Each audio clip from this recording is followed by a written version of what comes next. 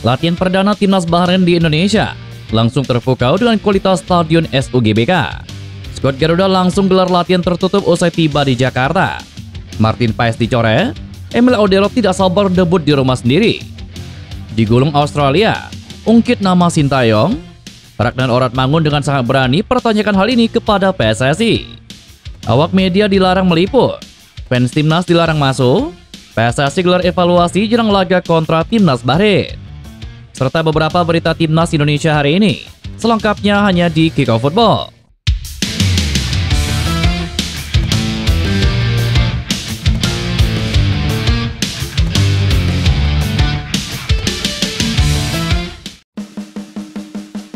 Asnawi Mangko Alam turut merespon kekalahan telak timnas Indonesia dari Australia pada lanjutan kualifikasi Piala Dunia 2026. Melawat ke markas Australia pada Kamis kemarin, Indonesia sebenarnya tampil dengan semangat membara. Namun mereka harus mengakui keunggulan tim tuan rumah dengan kekalahan telak 1-5.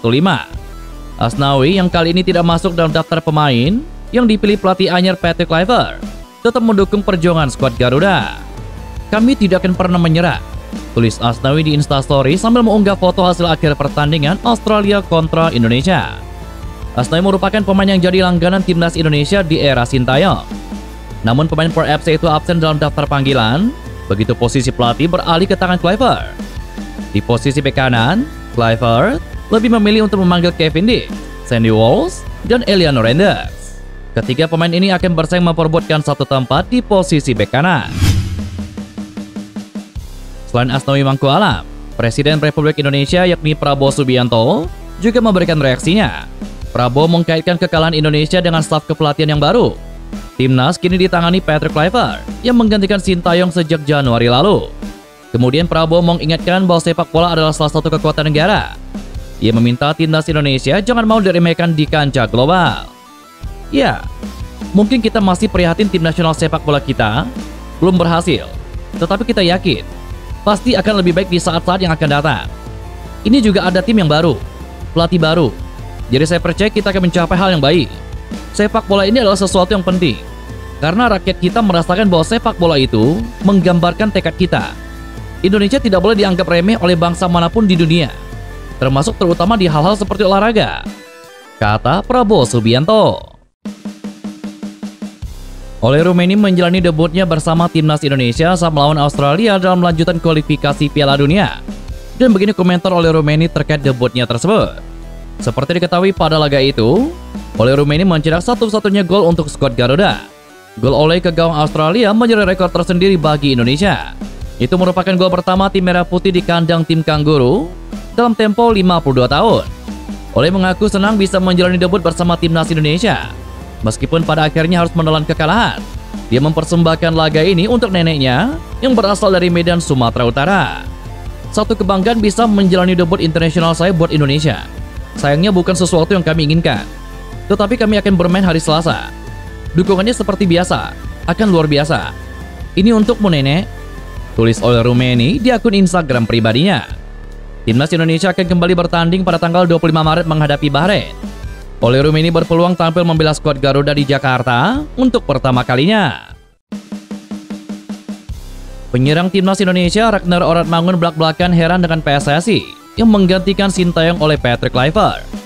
Hal itu diungkapkan pemain berusia 27 tahun tersebut baru-baru ini dalam sebuah acara di kanal YouTube Zigo Sport yang diunggah pada Kamis kemarin. Dalam kesempatan itu Ragnar Oratmangun mengaku dibuat kebingungan oleh keputusan PSSI mengganti Sintayong secara tiba-tiba. Padahal Sintayong baru saja membawa timnas Indonesia menang 2-0 atas Arab Saudi pada 19 November 2024 lalu. Kemenangan bersejarah tersebut membuat peluang skuad Garuda untuk lolos dari putaran ketiga kualifikasi Piala Dunia kembali hidup.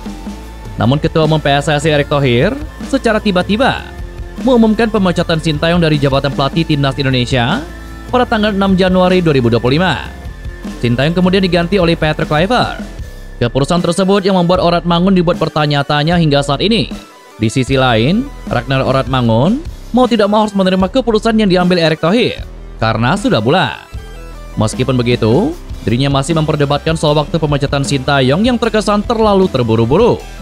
Padahal, Oratmangun mengaku sudah merasa nyaman dilatih oleh Sintayong. Dia menilai pelatih asal Korea Selatan itu cocok dengan timnas Indonesia. Saya rasa kita semua memiliki pemikiran yang sama. Kenapa harus sekarang Sintayong diganti? Tetapi di sisi lain, itu jalan yang kita pilih.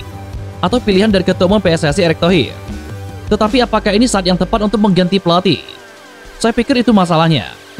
Bagi kami hal ini sudah biasa. Kami yang dari Eropa, Sintayong dari Asia, tentu mempunyai cara bekerja yang berbeda. Tetapi saya pikir dia cocok dengan tim, kata Ragnar Oratmangun. Rombongan pemain timnas Bahrain dipastikan tiba di Bandara Soekarno-Hatta, Indonesia pada Jumat kemarin untuk menghadapi timnas Indonesia di kualifikasi Piala Dunia. Kedatangan rombongan skuad Bahrain disambut delegasi Kedutaan Besar Kerajaan Bahrain untuk Indonesia. Waktu tiba skuad Bahrain tidak jauh berbeda dengan Indonesia. Beberapa jam sebelumnya tim arahan Patrick Kluivert juga baru tiba di Jakarta usai menghadapi Australia di Sydney. Duel Indonesia kontra Bahrain diperkirakan bakal berlangsung sengit. Kedua kesebelasan kini berada di peringkat keempat dan juga kelima dalam klasemen grup C kualifikasi Piala Dunia. Indonesia dan Bahrain sama-sama ingin bangkit setelah menelan kekalahan di matchday ke-7. Indonesia dihajar Australia, Bahrain digulung oleh Jepang. Setibanya di Indonesia, skuad Bahrain akan segera menggelar sesi latihan perdananya yang akan dipimpin langsung oleh sang arsitek, yakni Dragan Talazzi. Timnas Indonesia telah tiba di Jakarta pada Jumat sore kemarin. PSSI membeberkan 3 agenda yang akan dijalani skuad Garuda sebelum menghadapi Bahrain. PSSI menjelaskan timnas Indonesia akan melakukan recovery, pemeriksaan medis, dan evaluasi pasca dibantai Australia.